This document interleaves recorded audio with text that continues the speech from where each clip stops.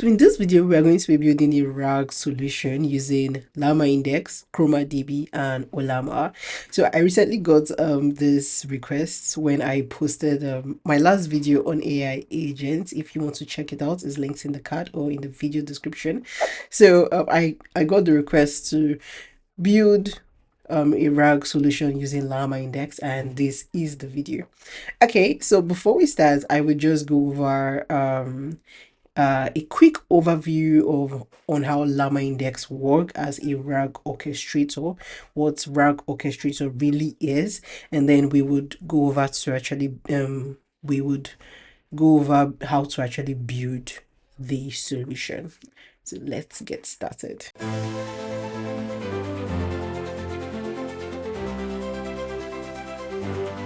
All right. Okay, so this is a diagram that I will be using to explain how a LlamaIndex orchestrator works, and just ignore the code by the left hand side or your right hand side.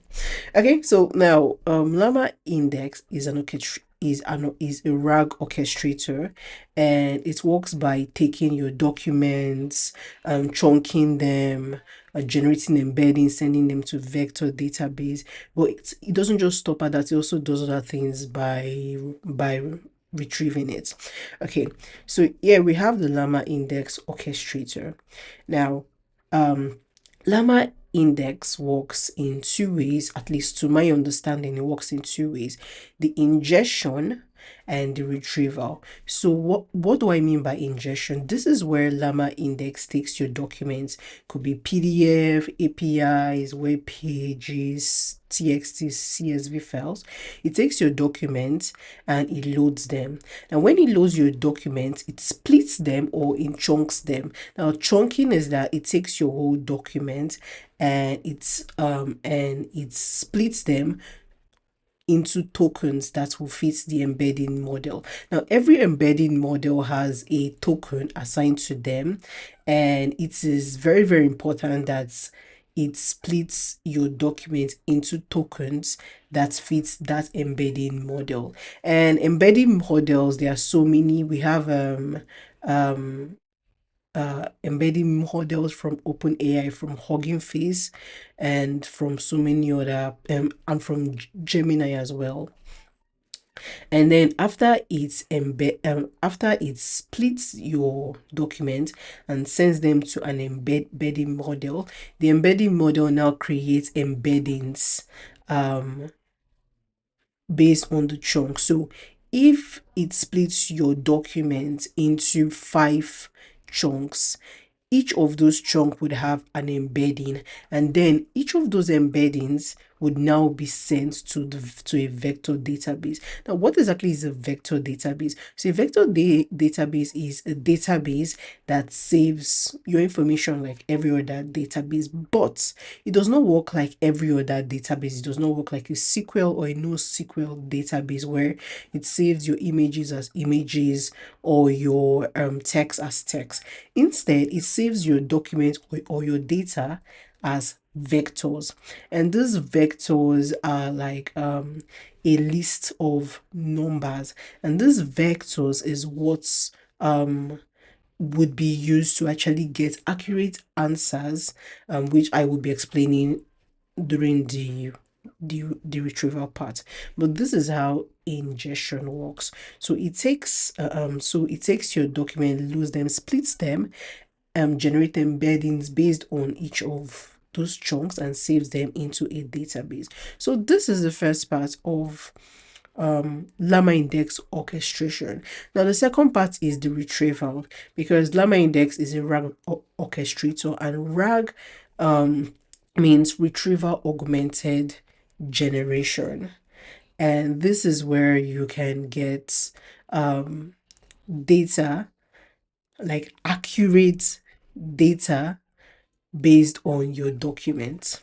So now when you make a query, let's say you ask a question, summarize this document in 3 bullet points. Okay, so now it takes that your query and it embeds your query using the same embedding model, but it doesn't embed it as how it embedded your documents by creating multiple embeddings. Instead, it only embed your query as a single vector. Now, this single vector is what would be used for retrieval. So it's that vector would be used to search for similar vectors within your vector database. That is where the similarity search comes to play. Is just using your own vector query, searching in the vector database to get vectors that are similar to that of yours. And then when it gets those vectors, it retrieves them as chunks. Yeah, so it retrieves them as relevant chunks. But then you will not still be able to understand what these chunks are. Now this is where, sorry, let me make this bolder. Now this is where the LLM comes into play. After the chunks are retrieved, after the similar vectors based on your own query are retrieved, it sends that retrieved chunks to an LLM. Now, the LLM is what would use your query and the context being the chunks for prompt construction.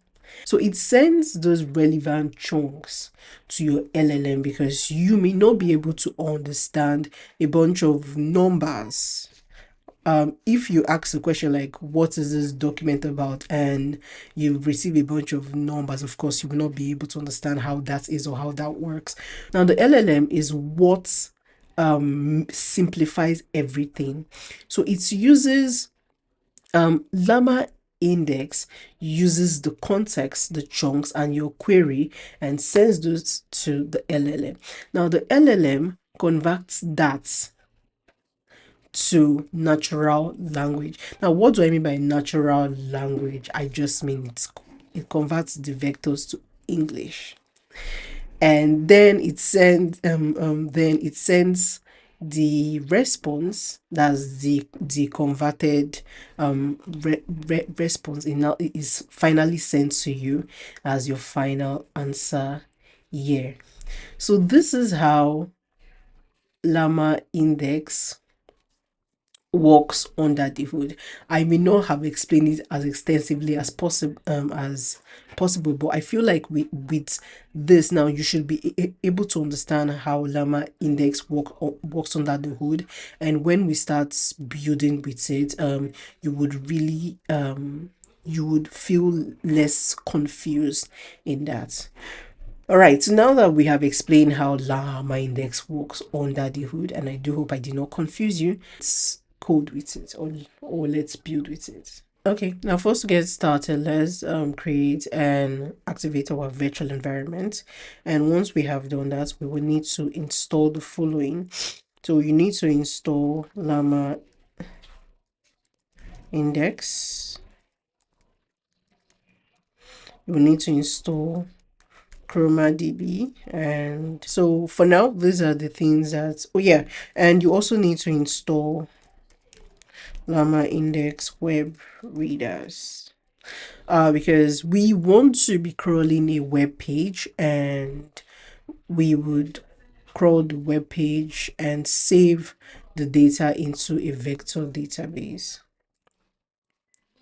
So I have mine already installed. So I did not get that last one right, but you will need to you will need to install this LlamaIndex ChromaDB LlamaIndex readers web for us to crawl a web page. And once that has installed, let's start building our project. Now to start, we would start by saying from LlamaIndex.core imports vector store index and settings. Vector store index is a wrapper that is going to wrap around our vector store, and is what would actually load is what would actually load our document, create the chunks, and save that into our vector database. So after we import the vector store index and setting is what we would be used to define our LLM and our embedding model. So the next thing that we need to do is from llama index readers.web, we want to import beautiful soup web reader, and this is what we would be using to crawl a web page. And yeah, this is what we would be using to crawl a web page. So after this, we need to also say from from LlamaIndex vector stores chroma imports chroma vector store. So this is what we would be using to create our vector store, which would be a chroma vector store because we are using chroma vector database in this video. After this, we will need to say from LlamaIndex.embeddings headings.hugging face imports Hugging Face embedding. Now we would be using an embedding model from Hugging Face, hence we have to import this. And lastly, we would import ChromaDB. So these are the imports that we will be using in our projects. Now, for us to get started, step one would be for us to define our LLMs and the embedding model. So we will do settings.llm equals to Ollama. The model that we would be using would be, let's use DeepSeek. Let's use DeepSeek R1 1.5 billion parameter because this is the model that I currently have on my laptop. Then we'll be setting a temperature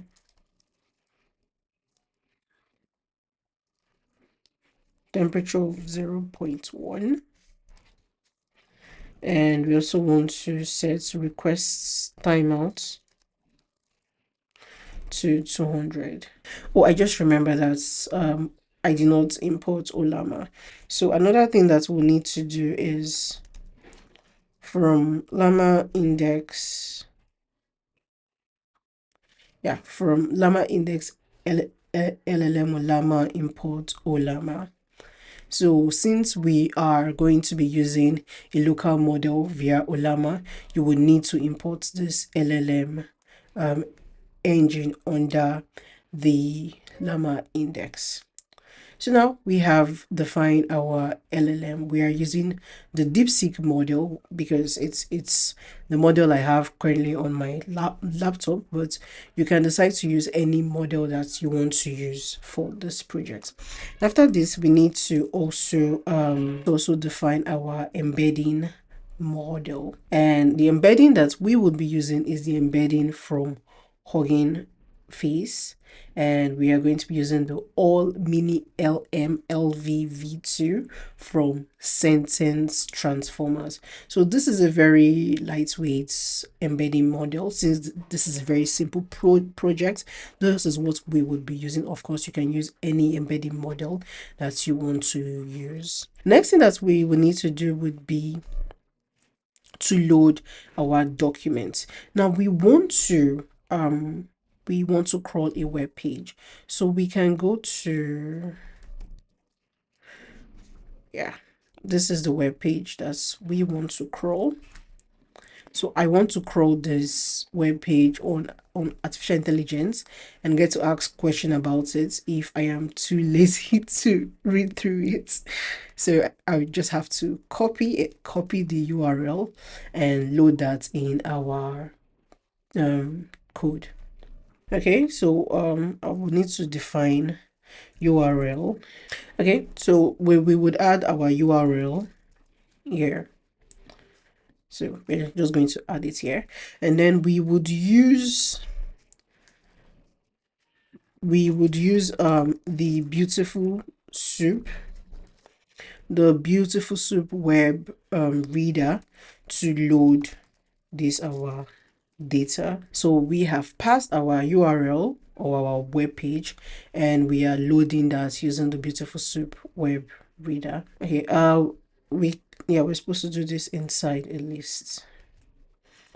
Okay, now the next thing is for us to create a vector database, and to do that we would say chroma client equals to ChromaDB that we have here. And when it comes to ChromaDB, there are three types of ChromaDB clients. We have the persistent clients. This is where we can save our documents on a local disk, like how we can save data to an SQLite 3 on our working directory. Or we have the HTTP clients, where you actually get to send HTTP requests to a Chroma database, either the one that lives on a cloud or otherwise. And then we have the peripheral client. I'm not sure I'm pronouncing that right, but this is the client that it doesn't hold your data. So every time your project restarts, your data is just gone into thin air. So we would be using the persistence client for this case, because we actually want to keep our data stored on a local disk in our project folder. And then we would define a path, and in this path we will be creating a ChromaDB file inside our project directory. Okay, so the next thing will be to create a collection, and think of a collection as tables inside the database that holds the embeddings, the chunk, the document text, or other metadata, because we will not only be saving only the embeddings, but we'll be saving the embeddings and additional data, which we call the metadata, in our vector database. And this collection is also what lets the LLM query it and retrieve chunks that will be sent back to us. Okay, so we can say chroma collection,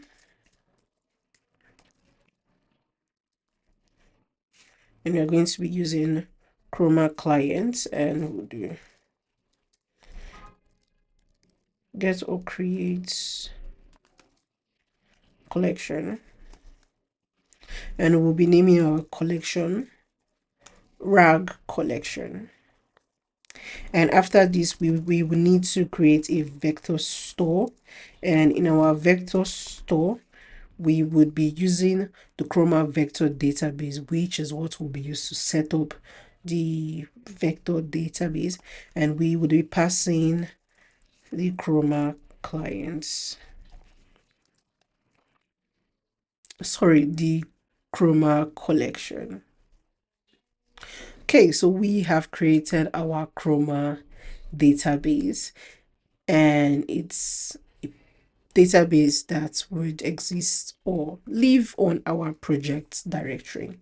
So the next thing that we would need to do would be to build an index. So an index is like a super smart wrapper that wraps around your vector database and handles, the whole RAG orchestrator stuff. So for us to do that, we would say index, and this is where we use the vector store index, and I'll say from documents. So we want to pass the documents, and we also want to pass the vector store. Okay, so next we get to build our query engine, and this query engine is what will be used for the retrieval part of our RAG projects. And we can say query engine equals to this index dot as query engine. So we will be calling the query engine method within our index to build the query engine. And after this, see response equals to query engine dot query, and let's say give me an overview of this document. So let's say that would be our query, and we will need to print the response. So in 22 lines, we're able to build our RAG solution by scraping a web page and loading that crawling and loading that crawled web page, creating our Chroma database, creating the collection, passing those documents to that particular collection, and building our query engine. So let us run this project. I will say Python app.py. Yes, and I forgot to pass the URL into I forgot to pass the URL that we defined. Now that we've added that, let's run the project again. And you can see that the Chroma database has been created, and it's an SQLite 3. And now we get to see our response from the LLM. And of course, DeepSeek model, the model that we use here, is a thinking model. Hence, we saw this thinking in the response. But this is our response from the LLM. Of course, this is one of the downside of using a local model compared to using a model that lives on the cloud. You would definitely get a better result. And another thing is when using local model, the parameter size that's used to would also affect the response that you get. Okay, so now that we have seen our AI response and the responses, an overview of this topic would include its introduction, scope, key concepts, major milestones, current challenges, and future directions.